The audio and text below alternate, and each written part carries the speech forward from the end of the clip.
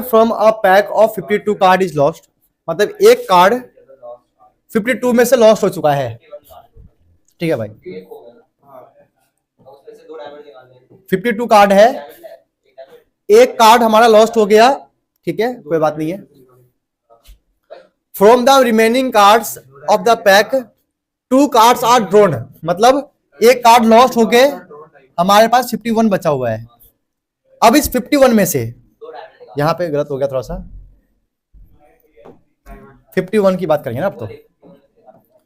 51 में से हमने 2 कार्ड बाहर निकाला, याद रखना। कितने कार्ड? 2 कार्ड हमने बाहर निकाला। ठीक है, are found to be diamond, ये दोनों कार्ड डायमंड ही है। Find the probability lost card being a diamond, ये है कहानी। इसका मतलब जो स्टार्टिंग में एक कार्ड खोया था ना, वो डायमंड है। कहानी ये है, ये जो हमने 1 कार्ड जो माइनस किया है वो डायमंड है, इसकी निकालनी है प्रोबेबिलिटी। वाह भाई, क्या बढ़िया क्वेश्चन है, मजा आ गया। ये क्वेश्चन एग्जाम में आएगा, आपका दिमाग फाड़ देगा। प्रैक्टिस करके नहीं जाओगे तो आपका एग्जाम पेपर फाड़ देगा और फिर आपका फट जाएगा, तो ध्यान देना। ठीक है, 51 ही लेंगे बेटा। आप तो एक कार्ड खो चुका पहले ही। हाँ, लॉस्ट कार्ड का 52 आएगा। जब 2 कार्ड निकालोगे ना तब 51 में से आएगा। जब स्टार्टिंग में लॉस्ट हुआ है तब उसका। देखो हम क्या करेंगे, लॉस्ट कार्ड इज डायमंड है तो हम बोलेंगे यस। यहां पे यस का मतलब लॉस्ट कार्ड डायमंड है। 2 केस हो गया ना यहाँ पे। अब यहां पे no, lost card not diamond, ये तो मतलब हुआ भाई 2 केस बनेगा ना यहाँ पे। तो या तो डायमंड कार्ड खोया होगा या डायमंड कार्ड नहीं खोया होगा। तो डायमंड कार्ड की प्रोबेबिलिटी क्या होगी? डायमंड होते हैं टोटल, पता कितने होते हैं डायमंड कार्ड? 13 होता है टोटल, याद रखना सब लोग। और ये कितना आ गया? ये हो गया 1/4 है ना। या फिर इसको आप ऐसे लिख दो, कॉम्बिनेशन में कर दो क्या? अभी नीचे आएगा। अभी जब 2 कार्ड निकालेंगे ना तब 51 आएगा ना वो। तो अभी तो कार्ड खो रहा है, कार्ड खोएगा तो 52 से तो खोएगा। इसको उसमें लिख देते हैं। ठीक है, ये ठीक है। यहाँ पे कितना आएगा? अभी खोने की निकाले प्रोबेबिलिटी। ये आ गया हमारा 3/4 है ना। ये तो मतलब हुआ जब डायमंड खोएगा तो 1/4, जब डायमंड नहीं खोया तो 3/, बाकी कार्ड कोई और खो गया है, हमें नहीं पता कौन है वो। चलो भाई, ये तो कहानी हो गया।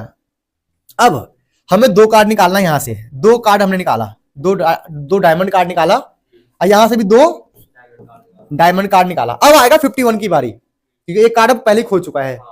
तो यहां पे हम क्या बोलेंगे? हम यहां पे बोलेंगे कि टोटल हमारे पास एक डायमंड कार्ड खो गया ना, तो 13 था, एक डायमंड कार्ड खो गया, तो 12 में से हम 2 कार्ड को बाहर निकाल लेंगे। यहां से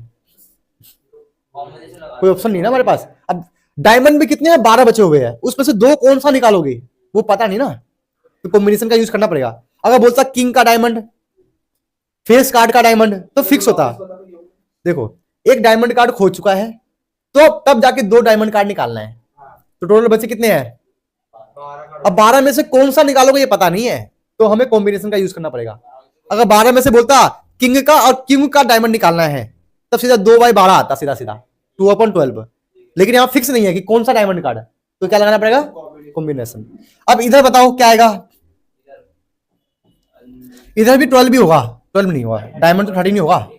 यहां पर डायमंड कार्ड 13 होगा भाई, क्योंकि डायमंड कार्ड यहां पे नहीं खोया है, याद रखना। खोया कोई और कार्ड है, लेकिन पूरी कहानी डायमंड कार्ड की चल रही है। तो यहां पे 13 होगा, निकालेंगे 2। ये रही पूरी कहानी। अब तो लगा लो बेस थोड़ा PE1 PA/E1, PE2 PA/E2। लेकिन याद रखना इसके ऊपर भी टोटल प्रोबेबिलिटी, अभी हमने डायमंड का निकाला है, प्रोबेबिलिटी निकाला नहीं है। प्रोबेबिलिटी के लिए 51/2 लगा देना नीचे के अंदर, दोनों के अंदर। बोले क्यों? क्योंकि भाई अभी हमने ये निकाला कि डायमंड कार्ड खोया है। प्रोबेबिलिटी के लिए टोटल आउटकम भी तो लिखोगे नहीं लिखोगे भाई? प्रोबेबिलिटी का मतलब क्या है कि अपॉन में टोटल आउटकम होना चाहिए। ये हमने डायरेक्ट निकाला प्रोबेबिलिटी, ये भी प्रोबेबिलिटी है, ये भी क्या है? प्रोबेबिलिटी है। और जो आपने ये निकाला है, ये डायमंड कार्ड निकाल रहे हैं, 2 डायमंड कार्ड निकाल रहे हैं। लेकिन डायमंड कार्ड, 2 डायमंड कार्ड निकालने की प्रोबेबिलिटी तब निकलेगा जब टोटल आउटकम नीचे आएगा, समझे? इसीलिए मैंने अब बोलोगे सर 51 क्यों लिया, क्योंकि भाई एक कार्ड इधर भी खो चुका है, एक कार्ड यहां भी, तो 51 तो आ गया, समझे। अब आपका निकल बन गया बेस थ्योरम वाला क्वेश्चन, बहुत अच्छा क्वेश्चन है, दोबारा समझो, मैं दोबारा एक्सप्लेन कर रहा हूं। एक कार्ड खोया है, वो कार्ड डायमंड होगा, तो इसका मतलब 13 में से 12 का चांस है डायमंड नहीं होगा, तो ये आ गया। अब एक कार्ड खो चुका है, एक कार्ड खो चुका है, वो डायमंड ही है, एक कार्ड खो चुका है वो डायमंड है, टोटल डायमंड थे 13, तो बचा एक चला गया, बचा क्या 12, तो 12 में से दो कार्ड निकालेंगे, लेकिन हमें निकालना है प्रोबेबिलिटी, परम्यूटेशन कॉम्बिनेशन तो खेल नहीं रहे यहाँ पे, हमें निकालना है प्रोबेबिलिटी, तो प्रोबेबिलिटी के लिए हमें टोटल आउटकम भी निकालना होगा, तो ये रहा टोटल आउटकम, क्योंकि एक कार्ड खो चुका है तो 51 में से दो कार्ड निकाल लिया। सेम पिंच हमने यहां किया, यहां पे एक कार्ड खो तो गया लेकिन डायमंड नहीं है वो, तो डायमंड हमारा 13 ही रहेगा, निकालेंगे दो कार्ड और टोटल आउटकम सेम ही रहेगा। चलो भाई, बहुत अच्छा क्वेश्चन था। अब आपका क्या करना है पता है ना, हमें निकालना, सुनो अब ये बताओ प्रतीक कि दोनों में से कौन सा केस ऊपर आएगा। हाँ पहला वाला केस, ये पहला वाला केस ऊपर आएगा, क्योंकि find the probability lost card being diamond, वो लॉस्ट कार्ड ये रहा, यस हाँ भाई जो खोया है वो डायमंड है, मतलब पहला वाला केस ऊपर आएगा, टोटल केस नीचे आएगा। तो पहला केस क्या बनेगा, 1/4 मल्टीप्लाई क्या ये 12C2 1/4 12C2 हो गया, और ये हो गया हमारा 3/4, ये लो भाई, ये रहा कहानी। अब आराम से इसको आप सॉल्व करो, क्योंकि मेरा यहीं तक का रोल था कि मैं आपको पूरा क्वेश्चन समझाऊं, इसका मतलब एक माइंड मैप बनाओ। बेस थ्योरम वाले क्वेश्चन अगर आप गलत करना चाहते हो तो माइंड मैप मत बनाना, लेकिन क्वेश्चन को पढ़कर माइंड मैप बना लेना। माइंड मैप अगर आप समझ गए, बना लिया, तो क्वेश्चन बहुत इजी होता है। अब इसको सॉल्व करने का टेक्निक जिस बच्चे को नहीं पता है करवाता हूं, कुछ बच्चों का 11th क्लास का बेसिक खराब होता है, तो कॉम्बिनेशन का फॉर्मूला होता है NCR n factorial n minus का r फैक्टोरियल,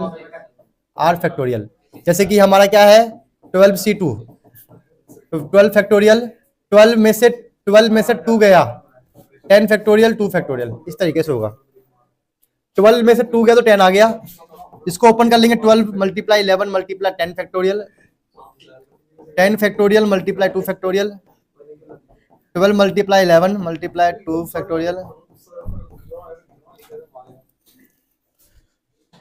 आ गया भाई। तो पहले वाले का आ गया 22। ऐसे सबको सॉल्व कर लो भाई। इन सबको आप कहाँ सॉल्व करो, रफ में करोगे फेयर में करोगे, एग्जाम में तो यार फेयर में। अच्छा 6 आएगा, वही तो बोल रहा हूँ, फीवर भी है जुकाम भी है, कैलकुलेशन गलत हो रहा है। चलो इन सब चीजों को यहाँ पे कर लेना। अब इस पूरे को ना, पूरे इसको हमें यहाँ पे सॉल्व करके दिखाना पड़ेगा। इसको करो आप लोग, ट्राई करो, मैं इसको यहाँ पे करता हूं।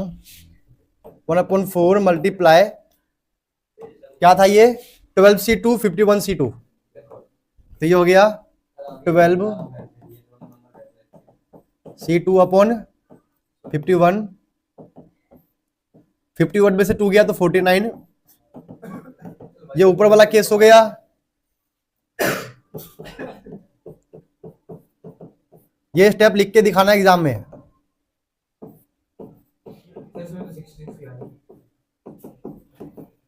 यहाँ पे क्या था क्या था यहाँ पे 3/4 था शायद। ये 13C/2 13 फैक्टोरियल, 13 में से 2 गया तो 11 फैक्टोरियल,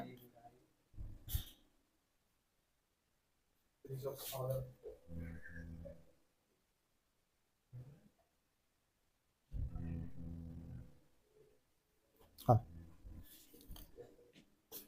13 में से 2 फैक्टोरियल अपॉन वही आएगा 51 फैक्टोरियल। लो भाई ये गेम यहाँ तक का हो गया है। अरे ये कैसे गया, चलो भाई करो फटाफट।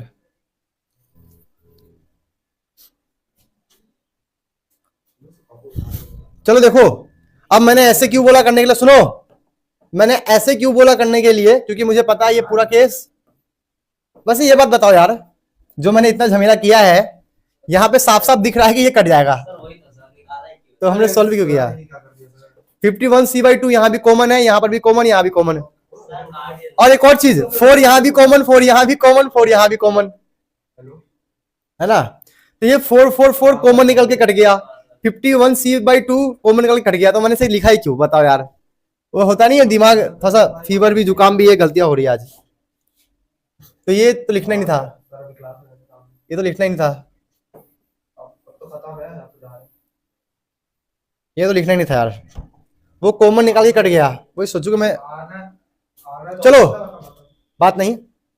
इसको सॉल्व करने के बाद हमारा कितना आया था, 66। ओए क्लास में से चलेगा, हाँ ये हो गया 66, ये हमारा हो गया ये तो 4 कट गया ना, 4, ये भी 66 आएगा। ये हमारा आ जाएगा 13 × 12 × 11,